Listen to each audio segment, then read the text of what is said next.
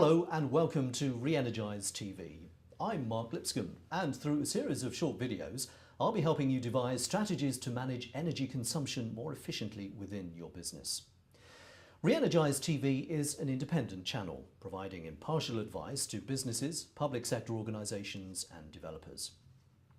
For this introductory programme, I'll be joined by Adam Hewson, founder of Re-Energize, with whom I'll be discussing how businesses should approach the challenge of better energy management and how to devise a 5-point strategy to reduce waste, improve efficiency and, most importantly, save money. Adam, thank you very much for joining me. Can I start by asking why a busy finance director should be getting concerned with energy management? Isn't this something that's more appropriate to the facilities or buildings manager? Well, traditionally it has been an issue for facilities managers because it's been all around the generation of heat and the usage of electricity and the most effective way of doing that. But what's increasingly becoming the issue is the cost of the energy, the electricity or the heat. And that is a finance director's job entirely, to manage costs, manage budgets. And the budgeting for energy is becoming increasingly more and more important.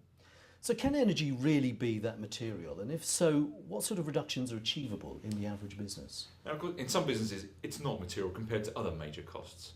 In organisations that employ a lot of people, the cost of your personnel is going to be a major component.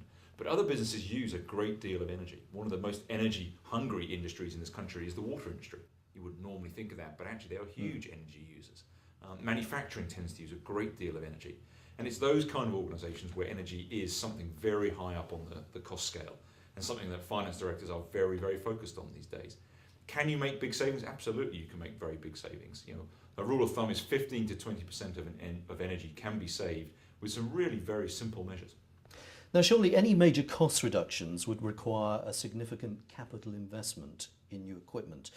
I would have thought that the payback times on this would put a lot of people off, wouldn't they? Well, I think there is some of the misunderstanding about the energy industry and what you can do to manage your energy usage. One of the issues that we constantly deal with is this concept of investing large amounts of money in large technologies, which is just not necessary in often cases. One of the problems with the industry generally is there's a lot of people selling technology, selling ideas, and selling one idea rather than a package of measures. And the issue there, of course, is that the salesman wishes you to buy their capital equipment. Whereas often it's just good advice, good management, good practice can deliver equal amounts of savings. So yes, there is a role for investing heavily in energy efficiency, but actually the first step is always take a look at your business, take a look how you can manage energy more effectively, and only then start to think about investing heavily. Now, Adam, surely any cost reduction would require significant capital outlay in buying new equipment. Wouldn't the payback times for this put a lot of companies off? Well, that is a very important consideration. And with pushy salespeople selling equipment, often the issue is, shall I spend lots of money? And paybacks can be a consideration. Okay, so I'm a busy finance director, not a technical specialist. Where do I start? Well, that's where I think it can be quite simple, Mark, because starting point is always, what do I use energy for? How do I use it? And how can I reduce that? That's not always investing large amounts of capital. Often it can be behavioural change, it can be simple changes in the way you manufacture your particular product or the way in which you use your IT. And that's long before you spent any money on capital. Well, Adam, thank you very much for that. That's a great place to start. Looking ahead to the next programme in the series, what are we going to be talking about? We're going to talk about government legislation, what government is doing to encourage businesses to reduce their usage of energy, and the subsidies they're putting in place to think about renewables. Adam, thank you very much.